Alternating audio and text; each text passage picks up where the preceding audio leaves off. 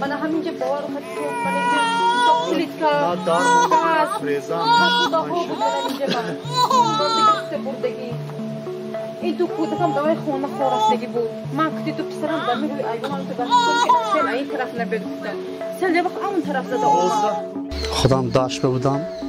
اومدم خیلی 4 فرزند زنم در همینجا پای کردم 2 منوت اگر دیر موندم ممکن که زن و بچه دست میدادم من از زرلی دیدم اونجا از سرای کلون بود 13 متر کوادرات برای 6 متر یکم چیز نمون 50 تا پرس 60 الاف رفت زرلی دیدگیم همین ماشینم دتگی دروازه بود ماشینم گرفت رفت ماشین 099 لاده خوشم 12 کوب چوب و تخته که هم پلرم برورگی تایور بود میخواستم که من اینجا امارات کنیم و وای کنیم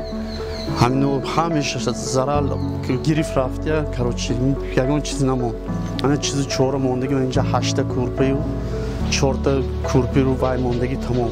4 تا ظرف و ظروف موندگی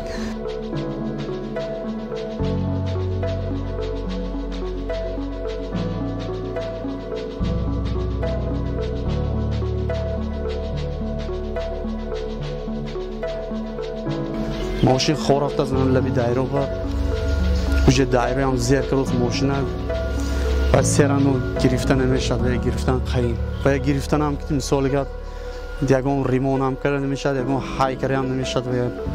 و متالون استفاده میکنیم و چی میکنیم دیگه چیز نمیشد اگه ایستاد اگه نه ایستاد و تمام اکو پیشونه ترسیدم که با ما سلام ده خودی مهونه برای ترسیدن گرفتم یه وقت خودی ادر دامن بعد 20 منوت بود که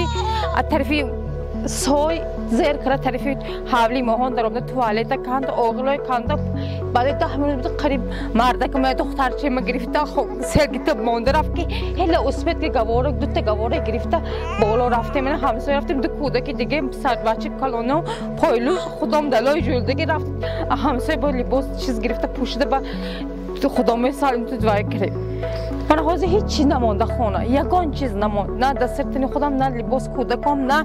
پسوده هم یگان چیز نکن یک نوروزگار بارید شدم نه خانه در مکاز گجان میرم ایلوجم حساب بود